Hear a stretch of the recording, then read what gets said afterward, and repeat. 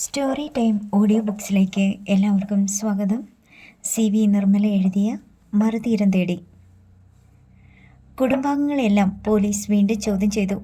ഉദയഭാനുവിനെയും കൃഷ്ണമ്മയെയും ചോദ്യം ചെയ്തപ്പോൾ police നയോമിക്ക് വ്യക്തിപരമായോ professional രംഗത്തോ ആരോടെങ്കിലും ശത്രുതയുണ്ടായിരുന്നോ എന്ന് തിരക്കി. കൃഷ്ണമ്മയ്ക്ക് ആകെ പറയാനുണ്ടായിരുന്നത് TV മെഗാ സീരിയൽ നിർമ്മാതാവ് വിജയാനന്ദിൻ്റെ പേര് മാത്രം. മറ്റാരെങ്കിലും ഉണ്ടോ എന്ന് ഓർത്തെടുക്കാൻ സർക്കിൾ ഇൻസ്പെക്ടർ ഹേമചന്ദ്രൻ അവരോട് ആവശ്യപ്പെട്ടു. അനിൽ ബാബുവിൻ്റെ അയൽക്കാരെയും പോലീസ് ചോദ്യം ചെയ്തു. നയോമിയെ തട്ടിക്കൊണ്ടുപോയ കാർ ആരുടെയെങ്കിലും ശ്രദ്ധയിൽപ്പെട്ടിരുന്നോ? കാറിൻ്റെ രജിസ്ട്രേഷൻ നമ്പർ ആർക്കെങ്കിലും ഓർമ്മയുണ്ടോ? കാറിൻ്റെ ഡ്രൈവറെ പരിചയമുണ്ടോ? കാറിൻ്റെ എന്തെങ്കിലും പ്രത്യേകതകൾ ആരെങ്കിലും ശ്രദ്ധിച്ചിട്ടുണ്ടോ? ഇവയൊക്കെയായിരുന്നു പോലീസിന് അറിയേണ്ടിയിരുന്നത്. അന്വേഷണത്തിൽ പോലീസിനൊരു കാര്യം വ്യക്തമായി.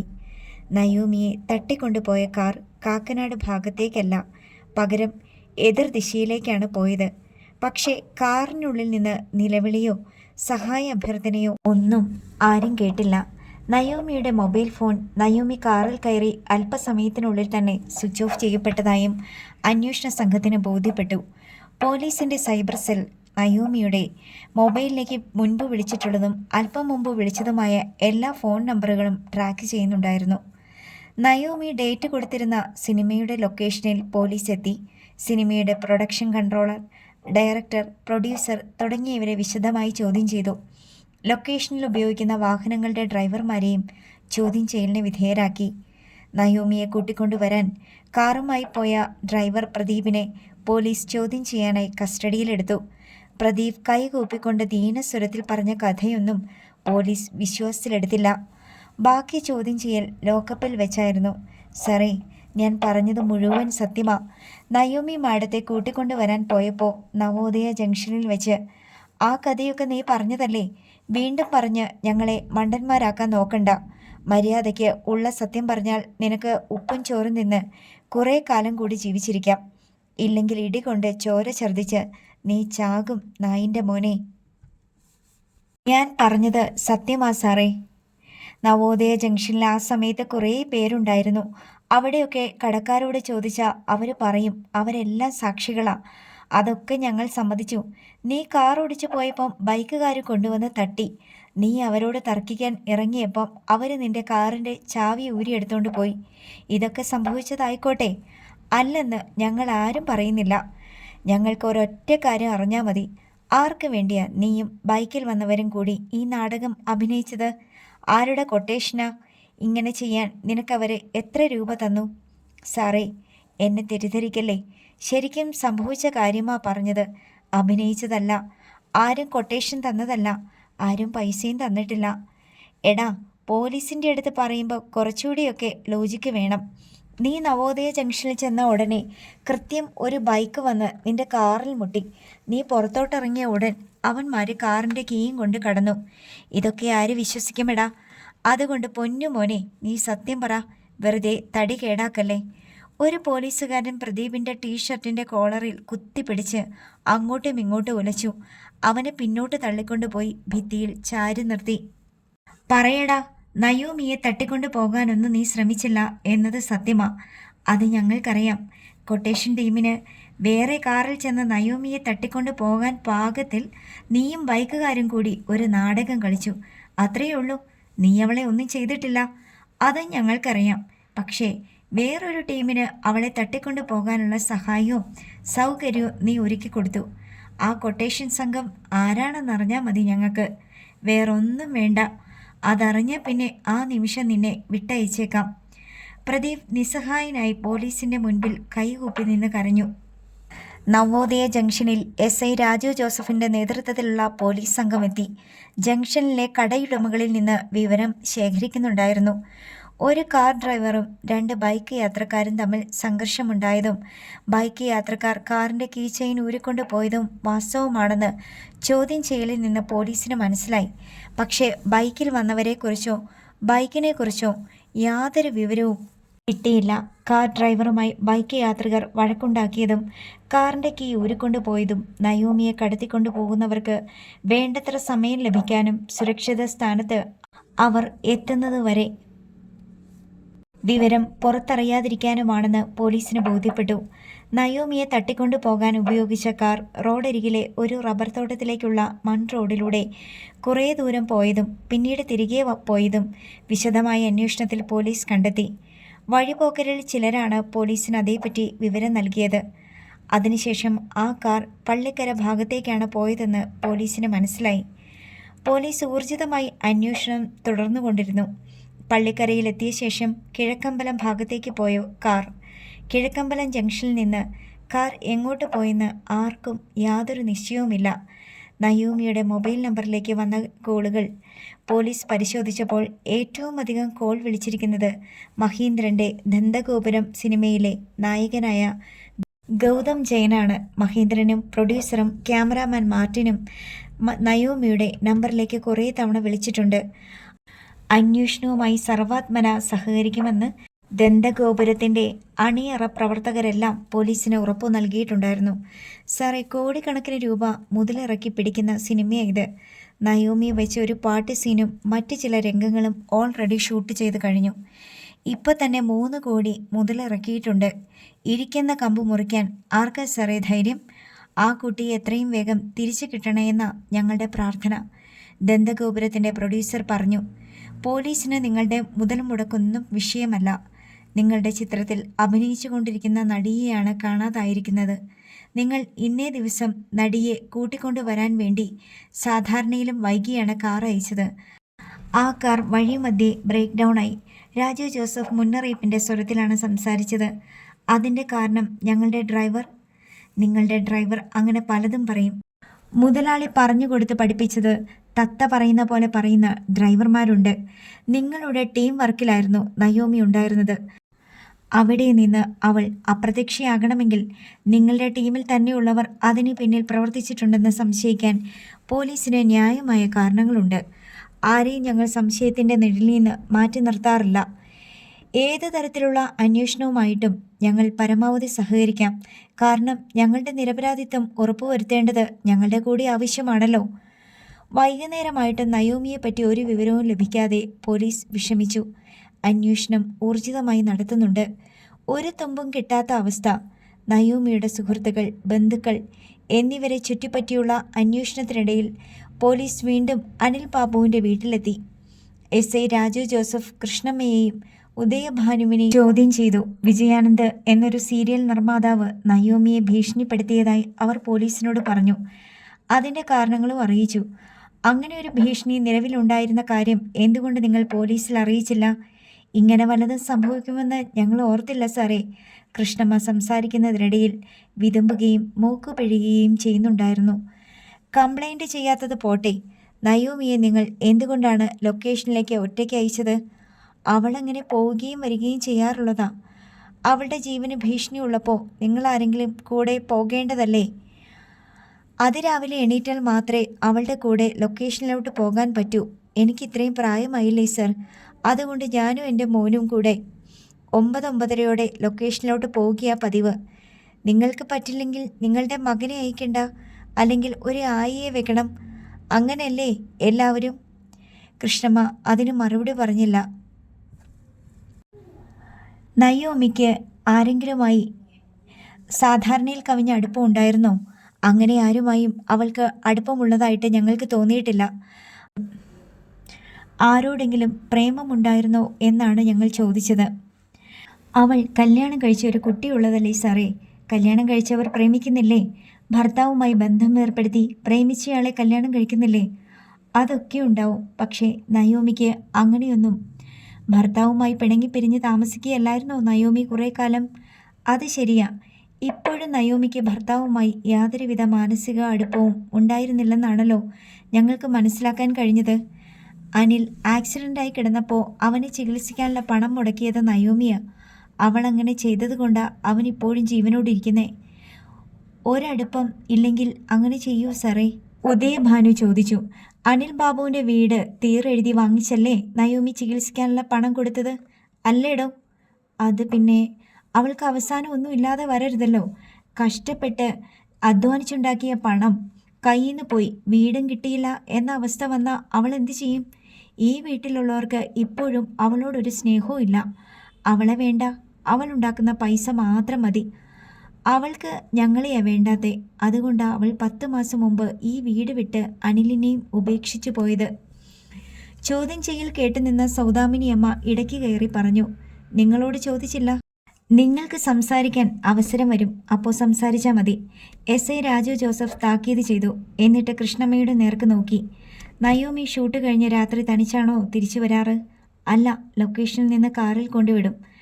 അതെനിക്കറിയാം. നയോമി നടന്നല്ല വന്നുകൊണ്ടിരുന്നതെന്ന്. കൂടെ നിങ്ങൾ ആരെങ്കിലും ഉണ്ടാകുമായിരുന്നു എന്നാ ചോദിച്ചത്. ചില ദിവസം ഞങ്ങൾ കൂടെ നിൽക്കും. ഒരുപാട് വൈകുന്നുണ്ടെങ്കിൽ അവൾ ഞങ്ങളോട് പോയിക്കൊള്ളാൻ പറയും. ഒരുപാട് വൈകുമ്പോഴല്ലേ നിങ്ങൾ ആരെങ്കിലും കൂടെ നിൽക്കേണ്ടത്? ഞങ്ങൾ ഉറക്കളച്ച് വിഷമിക്കണ്ടല്ലോ എന്ന് ഓർത്തിട്ടാ അവൾ ഞങ്ങളെ പറഞ്ഞയക്കുന്നത്. അങ്ങനെ അവൾ പറഞ്ഞാൽ ഉടനെ അവളെ വിട്ടിട്ട് പോരുന്നതാണോ നിങ്ങളുടെ ഉത്തരവാദിത്തം? അതോ കൂടെ നിന്ന് ജോലി തീർത്തിട്ട് അവളെ കൂട്ടിക്കൊണ്ടു വരുന്നതോ? അതൊക്കെ അവളുടെ ഇഷ്ടമല്ലേ സാറേ.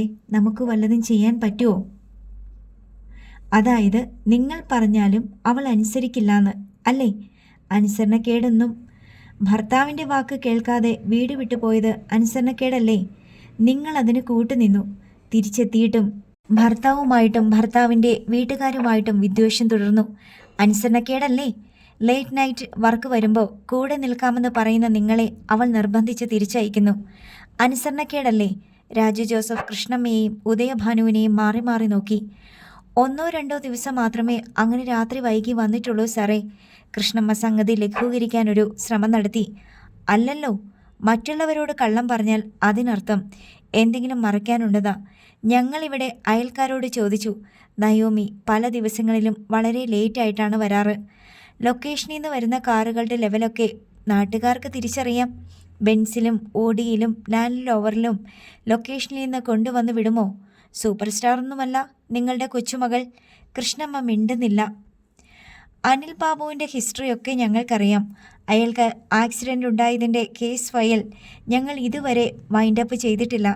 അയാളെ ആരെങ്കിലും കൊല്ലാൻ ശ്രമിച്ചതാണോ എന്ന് പോലീസിന് സംശയമുണ്ട്. അയാൾ മാനമര്യാദയ്ക്ക് കുടുംബം നോക്കി ജീവിക്കുന്ന ആളാണെന്ന് ഞങ്ങൾക്ക് മനസ്സിലാക്കാൻ കഴിഞ്ഞത്. നയോമി അങ്ങനെ തന്നെയേ സാറേ. ഞങ്ങളല്ലേ കൂടെയുള്ളത്. പക്ഷേ അങ്ങനെയല്ല ഞങ്ങൾക്ക് കിട്ടിയ വിവരം. ഞങ്ങൾ പോലീസുകാർക്ക് ചില നിഗമനങ്ങളൊക്കെയുണ്ട്. ഭർത്താവിനെ ധിക്കരിച്ച് വീട് വിട്ടുപോയി പുറമേ ജീവിക്കുന്ന ഒരു പെണ്ണിൻ്റെ പുറകിൽ തീർച്ചയായും ഒരു പുരുഷനുണ്ടാകും. അല്ലാതെയൊന്നും അവൾക്കത്ര ധൈര്യം കിട്ടില്ല. സർ, ഇങ്ങനെയൊക്കെ പറയുന്നത് കഷ്ടമാണ്. നിങ്ങളുടെ കുട്ടിയെ കണ്ടുപിടിക്കാൻ ഉതകുന്ന വിധം എന്തെങ്കിലും ക്ലൂ കിട്ടുമോ എന്നറിയാൻ വേണ്ടിയാ ചോദിക്കുന്നേ. അല്ലാതെ എനിക്ക് നയോമിയുടെ കാര്യത്തിൽ വേറെ താല്പര്യങ്ങളൊന്നുമില്ല. അതിനുശേഷം രാജു ജോസഫ് അനിൽ ബാബുവുമായും കുടുംബാംഗങ്ങളുമായും സംസാരിച്ചു. ഉള്ള കാര്യം തുറന്നു പറയാലോ സാറേ, സൗദാമിനി പറഞ്ഞു. വീടിനകത്തല്ലായിരുന്നു അവളുടെ മനസാക്ഷി സൂക്ഷിപ്പ്, പുറത്തെവിടെയോ ആയിരുന്നു. രാത്രിയിൽ എപ്പോഴും ഫോൺ വിളിയാ. രാത്രി 12-നും 1 മണിക്കും 2 മണിക്കും ഒക്കെ കേൾക്കാം ചിരിയും വർത്തമാനവും. ഇതിനു മാത്രം വിളിക്കാൻ ആരാ ഉള്ളത്? അവളുടെ ഫോണിലോട്ട് വന്നിരിക്കുന്ന വിളി മാത്രം നോക്കിയാൽ മതി, എല്ലാത്തിനും ഉത്തരം കിട്ടും. അനിൽ ബാബുവുമായിട്ട് സംസാരമൊന്നും ഇല്ലായിരുന്നോ? അവനെ കണ്ണെടുത്ത കണ്ടൂടെ സാറേ. അവനാ കൈ പിടിച്ച് കൊണ്ടുവന്നേ സിനിമാ രംഗത്തോട്ടും പിന്നെ ഈ വീട്ടിലോട്ടും. അവളുടെ പ്രധാന ശത്രുക്കൾ ഞങ്ങളാ. ഒരു ഉപദ്രവവും ചെയ്തിട്ടില്ല ഞങ്ങളാരും. നയോമിയല്ലേ നിങ്ങളുടെ കാര്യങ്ങൾ നടത്തിക്കൊണ്ടിരുന്നേ? പ്രാഗി ശപിച്ച് അത്യാവശ്യം ചെലവിനുള്ള വക തരും. പകുതി വിലയ്ക്ക് വീട് അവൾക്ക് തീരെഴുതി കൊടുത്തത്. ഈ കുടുംബം നോക്കിക്കൊള്ളാമെന്ന് സമ്മതിച്ചിട്ടാ അങ്ങനെ ചെയ്തേ. എന്നിട്ട് പോകാൻ നേരത്തും അവൾ എന്നോട് പറഞ്ഞു, നിങ്ങളെ ആരെയും നോക്കാൻ പറ്റില്ലെന്ന്. ഫ്ലാറ്റിലോട്ട് അവൾ താമസം മാറാൻ പോവുകയാണെന്ന് സൗദാമിനിയമ്മ വിശദീകരിച്ചു.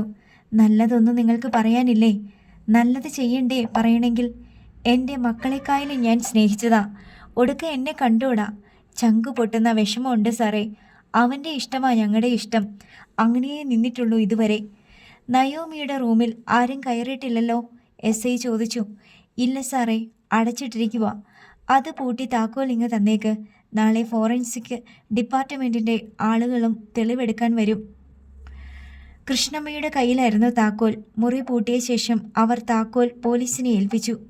ഇന്ന് തന്നെ നയോമിയെ കണ്ടെത്താൻ കഴിയുമെന്നാണ് ഞങ്ങളുടെ പ്രതീക്ഷ. എന്തായാലും അവൾക്കൊന്നും സംഭവിക്കാൻ സാധ്യതയില്ല. കൊണ്ടുപോയവർക്ക് അറിയാമല്ലോ ഇത് തീക്കളിയാണെന്ന്. ഇപ്പോഴിറങ്ങട്ടെ, ഇനിയും വരും. പോലീസ് സംഘവും തിരികെ പോയി. കുടുംബാംഗങ്ങൾ നയോമിയെപ്പറ്റി എന്തെങ്കിലും ആശാവഹമായ വാർത്ത കേൾക്കാൻ സാധിക്കുമെന്ന് പ്രതീക്ഷിച്ച് കാത്തിരുന്നു. രാത്രി വൈകിയുള്ള ന്യൂസ് ബുള്ളറ്റിനിൽ ഒരു വാർത്തയുണ്ടായിരുന്നു. സിനിമാ സീരിയൽ നടി നയോമിയുടെ തിരോധാനവുമായി ബന്ധപ്പെട്ട് സീരിയൽ നിർമ്മാതാവായ വിജയാനന്ദിനെ പോലീസ് അറസ്റ്റ് ചെയ്തു എന്നായിരുന്നു ആ വാർത്ത. വിജയാനന്ദിനെ പോലീസ് രാത്രി മുഴുവൻ ചോദ്യം ചെയ്യലിന് വിധേയനാക്കിയെങ്കിലും നയോമിയുടെ കേസുമായി ബന്ധപ്പെട്ട സൂചനകളൊന്നും ലഭിച്ചില്ല. എന്നാൽ ഒരു ദുരൂഹത അവശേഷിക്കുകയും ചെയ്തു. ഇന്നലെ രാവിലെ മുതൽ രാത്രി വരെ എവിടെയായിരുന്നു എന്ന് പോലീസ് ചോദിച്ചപ്പോൾ അതിന് തൃപ്തികരമായ ഒരു ഉത്തരം നൽകാൻ വിജയാനന്ദിന് കഴിഞ്ഞില്ല. വിജയാനന്ദ് താമസിച്ചിരുന്ന ഹോട്ടലിൽ നിന്ന് രാവിലെ 6 മണിക്ക് പുറത്തു പോയിരുന്നു. സാധാരണ രാവിലെ നടക്കാൻ പോകാറുള്ള വിജയാനന്ദ് അന്ന് പ്രഭാത സവാരി ഒഴിവാക്കി എവിടേക്കോ പോകാനുള്ള യാത്രാവേഷത്തിലാണ് പോയതെന്ന് ഹോട്ടലിലെ റൂം പോയി ഓർക്കുന്നു. റിസപ്ഷനിൽ ആളില്ലാതിരുന്നതിനാൽ വിജയാനന്ദ് റൂമിൻ്റെ താക്കോൽ കൗണ്ടറിന് അകമേയുള്ള ഡെസ്കിലേക്ക് വെച്ചിട്ടാണ് പോയത്. വൈകുന്നേരം 7 മണിക്ക് മുമ്പ് വിജയാനന്ദ് മടങ്ങിയെത്തി. കുളിച്ച് വേഷം മാറി വാതിലിൽ മുട്ടുന്ന ശബ്ദം കേട്ട് വാതിൽ തുറന്നപ്പോൾ മുന്നിൽ പോലീസ്. ഇതുവരെ എവിടെയായിരുന്നു എന്ന ചോദ്യത്തിന് കൃത്യമായ ഒരു ഉത്തരമില്ല. ഒരു ബസ്സിൽ കയറി ഫോർട്ട് കൊച്ചിയിലേക്ക് പോയി എന്നാണ് പറയുന്നത്. കൽവത്തി റോഡിൽ ഒരു ലൊക്കേഷൻ നോക്കണമായിരുന്നു. സീരിയൽ ഷൂട്ടിങ്ങിന് വേണ്ടിയാണ്. കുറേ അലഞ്ഞു നടന്നു. പിന്നീട് ഫെറിയിൽ ചെന്ന് ജങ്കാറിൽ കയറി വൈപ്പിനിൽ പോയി. അവിടെയുള്ള കടലോരം നടപ്പാതയിലൂടെ കുറേ നടന്നു. തിരികെ വീണ്ടും ജങ്കാറിൽ ഫോർട്ട് കൊച്ചി ഫെറിയിലെത്തി. ഫോർട്ട് കൊച്ചി ബീച്ചിലേക്കുള്ള വാക്ക് പേയിലൂടെ നടന്നു. പിന്നീട് ഒരു ഓട്ടോറിക്ഷയിൽ കയറി ഫിഷിംഗ് ഹാർബറിലെത്തി. അവിടെ കുറേ അലഞ്ഞ ശേഷം മട്ടാഞ്ചേരി ജംഗ്ഷനിൽ ചെന്ന് ബസ്സിൽ കയറി എറണാകുളം മറൈൻ ഡ്രൈവിൽ വന്നു. ഒരു തട്ടുകടയിൽ നിന്ന് ഭക്ഷണം കഴിച്ച ശേഷം ലൊക്കേഷൻ നോക്കി പച്ചാളം വരെ നടന്നു. അവിടെ പാർക്കിൽ ഉച്ചവരെ ഇരുന്നു. പിന്നീട് ഒരു ലൈൻ ബസ്സിൽ കയറി അരൂർ വരെ പോയി. സീരിയൽ സംബന്ധമായി ചില കാര്യങ്ങൾ അറിയാൻ വേണ്ടി ഒരു ചാനൽ ഓഫീസിൽ പോകാൻ ഉദ്ദേശിച്ചാണ് പോയത്. അരൂരിലെ ഹോട്ടലിൽ ഭക്ഷണം കഴിക്കുമ്പോൾ കറി ഷർട്ടിൽ വീണ് ഷർട്ട് വൃത്തികേടായി. അതോടെ ചാനലിൽ പോകുന്നത് ക്യാൻസൽ ചെയ്തു. തിരിച്ച് മറൈൻ ഡ്രൈവിലെത്തി. അവിടെ ഒരു രാഷ്ട്രീയ പാർട്ടിയുടെ മീറ്റിംഗ് നടക്കുന്നുണ്ടായിരുന്നു. നേതാക്കന്മാരുടെ പ്രസംഗം കേട്ടുകൊണ്ട് 6 മണി വരെ അവിടെ ചെലവഴിച്ചു. അതിനുശേഷം തട്ടുകടയിൽ നിന്ന് ചായയും കഴിച്ച് ഹോട്ടൽ റൂമിലേക്ക് തിരികെ വന്നു. നിങ്ങൾക്ക് സ്വന്തമായിട്ട് കാറുള്ളതല്ലേ, പിന്നെന്തിന് ബസ്സിലും ഓട്ടോറിക്ഷയിലും പോയി? പോലീസിൻ്റെ ചോദ്യത്തിന് ഉടൻ മറുപടി വന്നു. കാറൊക്കെ ലോൺ തന്ന ഫിനാൻസ് കമ്പനി സറണ്ടറാക്കി. താൻ വലിയ സിനിമാ നിർമ്മാതാവും മെഗാ സീരിയൽ പ്രൊഡ്യൂസറുമല്ലേ? ആയിരുന്നു. എല്ലാവരും ചേർന്ന് കുത്തുപാള എടുപ്പിച്ചു. താൻ പറഞ്ഞ ഈ കഥകളൊക്കെ ഞങ്ങളെ വിശ്വസിപ്പിക്കാൻ എന്തെങ്കിലും തെളിവുണ്ടോ? എന്ത് തെളിവ്? അലഞ്ഞു തിരിഞ്ഞ് നടക്കുന്നവന് എന്ത് തെളിവ്? ഒരു ടാക്സി പിടിക്കാൻ പോലും പൈസയില്ലാത്ത നിങ്ങൾ എങ്ങനെ ഹോട്ടലിൽ താമസിക്കുന്നു? എങ്ങനെ മെഗാ സീരിയൽ നിർമ്മിക്കുന്നു? ഹോട്ടലിൻ്റെ റെൻറ്റ് പിന്നീട് കൊടുത്താൽ മതി.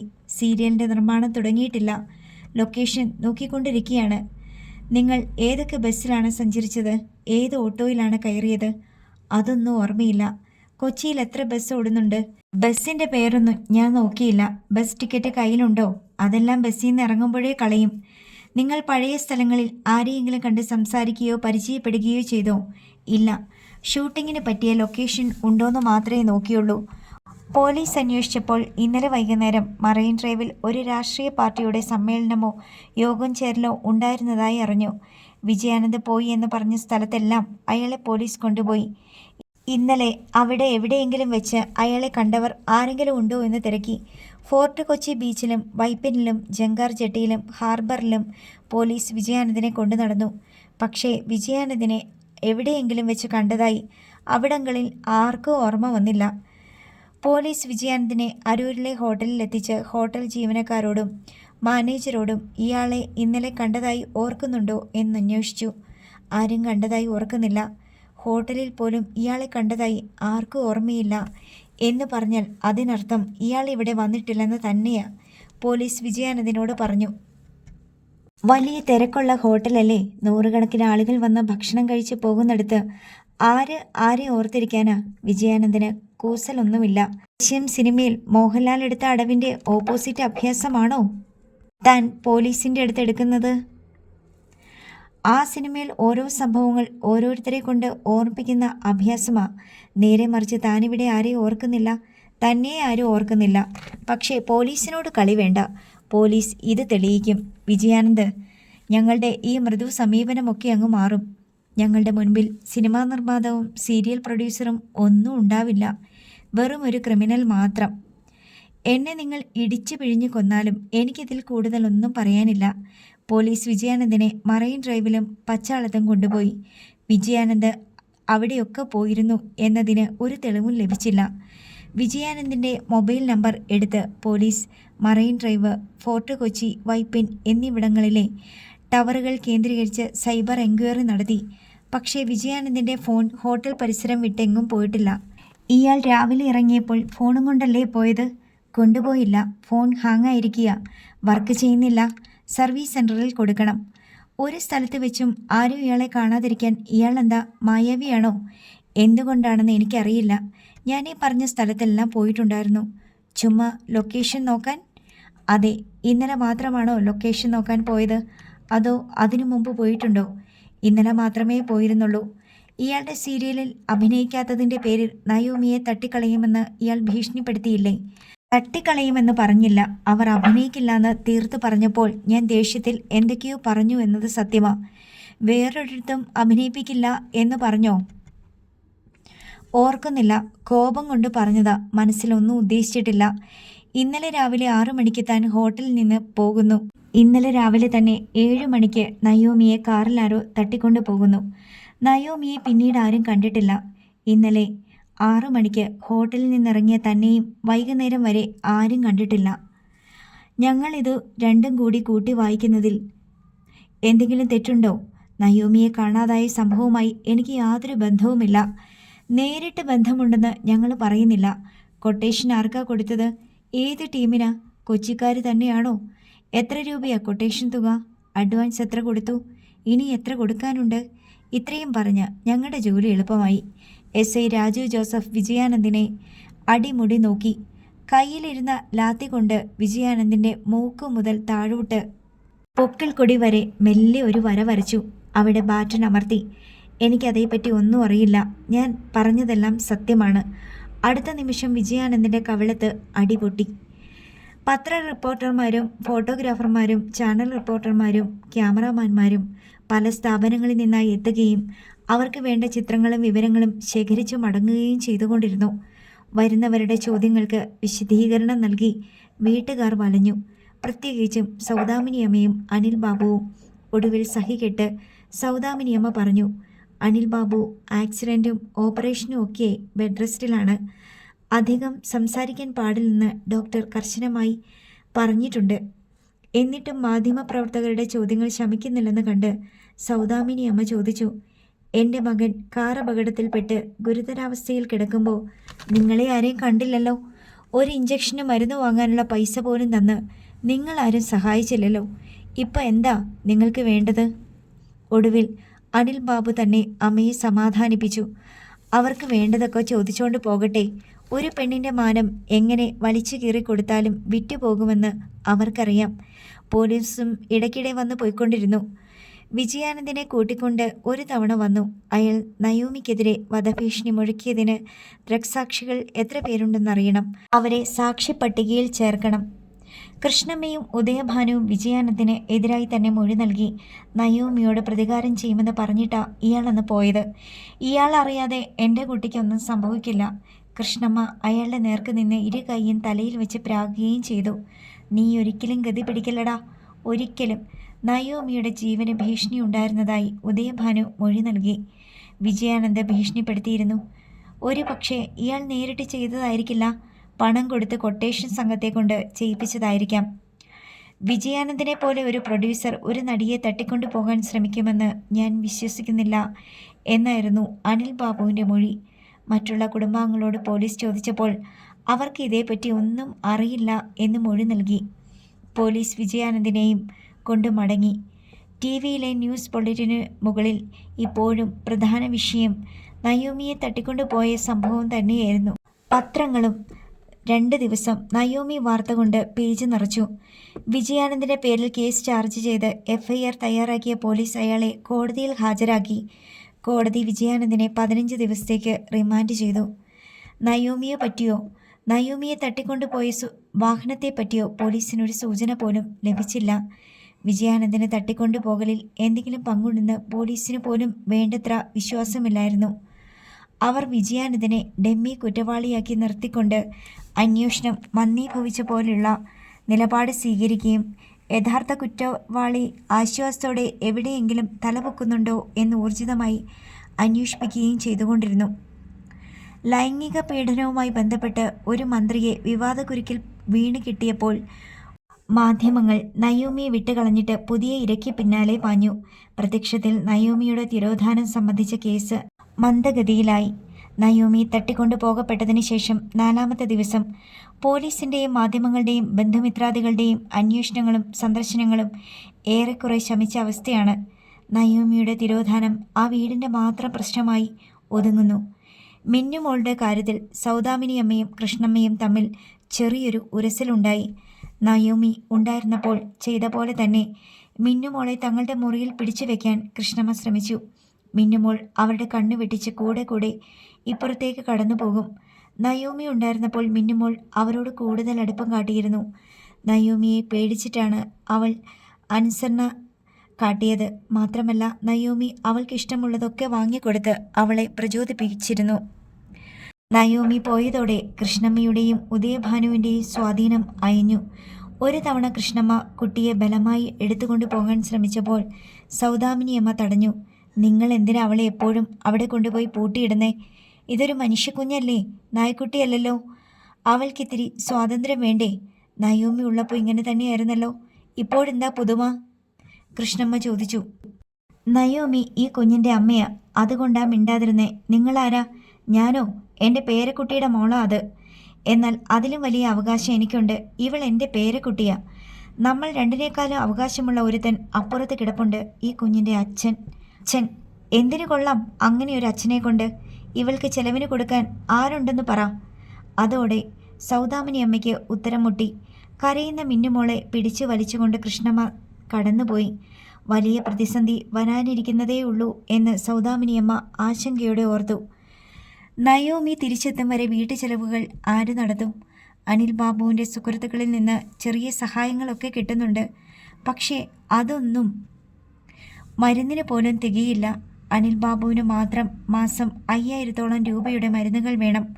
മറ്റ് ചിലവുകൾ വേറെ. വീട്ടിലെ ഒരേയൊരു ശമ്പളക്കാരിയെ നഷ്ടപ്പെട്ട് കഴിഞ്ഞു. അവളെ ഇനി തിരിച്ചു കിട്ടുമോ എന്ന് പോലും നിശ്ചയമില്ല. അവൾ തിരിച്ചു വരാതിരിക്കുന്നതിനെക്കുറിച്ച് ആലോചിക്കാൻ പോലും വയ്യ. ഉദയഭാനുവിനെയും കൃഷ്ണമ്മയെയും കൂടി ചേർത്താൽ 9 അംഗങ്ങളുള്ള കുടുംബം. സൗദാമിനിയമ്മ മകനെ തന്നെ അഭയം പ്രാപിച്ചു. എന്തു ചെയ്യും മോനെ? അമ്മയ്ക്ക് ഉണ്ണുന്നതിനെക്കുറിച്ചും ഉടുക്കുന്നതിനെക്കുറിച്ചുമാണോ വേവലാതി? അതൊക്കെ തന്നോണ്ടിരുന്ന ആൾ ജീവനോടെ ഉണ്ടോ ഇല്ലയോ എന്ന് പോലും ചിന്തിക്കുന്നില്ലേ? അനി, നിനക്ക് അങ്ങനെയാണോ തോന്നിയത്? എങ്ങനെ ചെലവ് കഴിയുമെന്ന ചിന്ത മാത്രമേ ഉള്ളൂ എന്ന്. ഇവിടെ ചങ്ക് പൊടിഞ്ഞാ കിടക്കുന്നേ. അവളെ എങ്ങോട്ടാ കൊണ്ടുപോയത്? എന്തൊക്കെയാ അവളോട് ചെയ്യുന്നേ?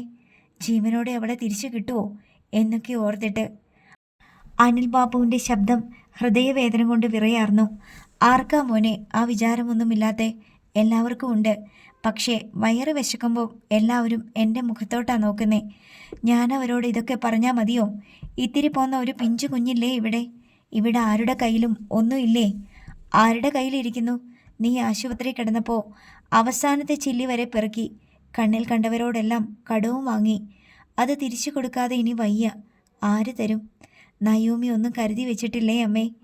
അന്നന്നത്തെ പൈസയല്ലേ തന്നുകൊണ്ടിരുന്നേ? കൂടി വന്ന 2 ദിവസത്തെ. ഇവിടെയും ഒന്നുമില്ല. അത്താഴത്തിന് ജീരകമിട്ട് വെള്ളം തിളപ്പിച്ചാൽ മതിയെങ്കിൽ അതുണ്ട്. അവരോട് ചോദിക്ക്, ഉദയൻ അങ്കിളിനോട്. നമ്മൾ വീടെഴുതി കൊടുത്തതല്ലേ? ഇവിടുത്തെ ആവശ്യങ്ങൾ നടക്കാൻ വേണ്ടിയല്ലേ? അവർക്കെന്ത് കാര്യം നമുക്ക് ചെലവിന് തരാൻ? അവരെ കൂടി സംരക്ഷിച്ചുകൊണ്ടിരുന്നവളല്ലേ പോയത്. ഇങ്ങനെ പോയി എന്ന് പറയാതെ അവൾ തിരിച്ചു വരും. അനിൽ ബാബുവിൻ്റെ സ്വരത്തിൽ നീരസം കലർന്നു. തൻ്റെ മകൻ്റെ പ്രതീക്ഷ സഫലമാകണേ എന്ന് പ്രാർത്ഥിക്കാൻ മാത്രമേ കഴിയൂ. സൗദാമിനിയമ്മ ഓർത്തു. നയോമിയെ കാണാതായിട്ട് 4 ദിവസം. ഇതിനകം എന്തെല്ലാം സംഭവിച്ചിരിക്കാം? കൊണ്ടുപോയവർ തിരിച്ചയക്കുമോ? കുറ്റം ഏറ്റുപറഞ്ഞ നിയമത്തിന് മുന്നിൽ കീഴടങ്ങുമോ? സൗദാമിനിയമ്മ ഉദയഭാനുവിൻ്റെ മുറിയിൽ ചെന്നു. അയാൾ ജനാലയ്ക്കടുത്ത് താടിക്ക് കൈയൊന്നി വിഷണനായിരിക്കുകയാണ്. ഉദയഭാനു, സൗദാമിനി അമ്മ വിളിച്ചു. അയാൾ തിരിഞ്ഞു നോക്കി. ഇനി ഇവിടെ അടുപ്പ് പുകയണമെങ്കിൽ ഉദയഭാനു എന്തെങ്കിലും വാങ്ങിച്ചുകൊണ്ട് വരണം. ഇവിടെ അടുപ്പ് പുകയണമെന്ന് എനിക്കൊരു നിർബന്ധവും ഇല്ല. നിങ്ങൾക്ക് ഭക്ഷണം കഴിക്കണ്ടേ? ഇനി ലൊക്കേഷനിൽ പോയി കഴിക്കാൻ പറ്റില്ലല്ലോ. നയോമി നിങ്ങൾക്ക് പാഴ്സൽ വാങ്ങിച്ചുകൊണ്ട് തരുമെന്ന് പ്രതീക്ഷിക്കാനും വയ്യ. ഞങ്ങൾ എങ്ങനെയെങ്കിലും ജീവിച്ചോളാം. കണ്ണിച്ചോരയില്ലാതെ സംസാരിക്കല്ലേ ഉദയഭാനു. ഒരു വിഷമം വന്നപ്പോൾ നമ്മൾ ഒന്നിച്ചു നിൽക്കുകയല്ലേ വേണ്ടത്. അതുകൊണ്ട് ഞങ്ങൾക്കെന്താ ഗുണം? നഷ്ടപ്പെട്ടത് ഞങ്ങൾക്കല്ലേ. അവളെ എവിടെ ചെന്ന് കണ്ടെടുക്കുമെന്ന ബാക്കിയുള്ളവരുടെ ചിന്ത. ഇവിടെ ഓരോരുത്തർക്കും തിന്നാൻ കിട്ടാത്തതിലാ വിഷമം. പിന്നെ സൗദാമിനിയമ്മ ഒരക്ഷരം മിണ്ടാതെ തിരികെ പോന്നു. ഭക്ഷണം കണ്ടുപിടിക്കേണ്ടതും വെച്ചു വിളമ്പേണ്ടതും തൻ്റെ ചുമതലയാണെന്ന ബോധം അവർ മനസ്സിൽ നിന്ന് തുടച്ചു മാറ്റി. ഒരു രാത്രി കൂടി കടന്നുപോയി. നയോമിയെ തട്ടിക്കൊണ്ടു പോയതിനു ശേഷം 5-ാം ദിവസം രാവിലെ 8 മണിയോടെ ഒരു പോലീസ് ജീപ്പ് വീടിന് മുന്നിലെത്തി നിന്നു.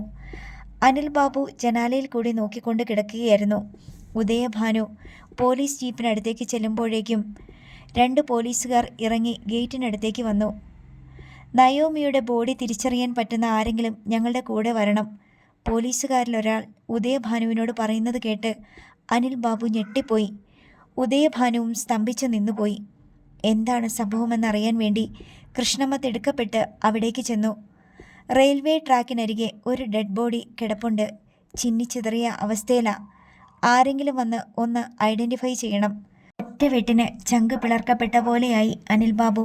കൃഷ്ണമ്മ അയ്യോ അയ്യോ എന്ന് നെഞ്ചത്തലച്ചുകൊണ്ട് വെറും തറയിലേക്കിരുന്നു. ഒടുവിൽ സൗദാമിനിയമ്മ ഇറങ്ങി വന്നു. എന്താ സാറേ? ഒരു ഡെഡ് ബോഡി കണ്ടെത്തിയിട്ടുണ്ട്. ഇവിടെ എങ്ങുമല്ല, അങ്കമാലി ഭാഗത്ത് ഒരു കുറ്റിക്കാടിന് സമീപം. സൗദാമിനിയമ്മ തളർന്നുപോയി. സ്തബ്ധനായി നിന്ന ഉദയഭാനുവിനോട് പോലീസ് വീണ്ടും പറഞ്ഞു, സമയം കളയാനില്ല, ആരെങ്കിലും വാ ഞങ്ങളുടെ കൂടെ. ഒടുവിൽ ഉദയഭാനു തന്നെ പോലീസുകാരോടൊപ്പം ജീപ്പിൽ കയറിപ്പോയി. അടുത്ത ഭാഗം നാളെ.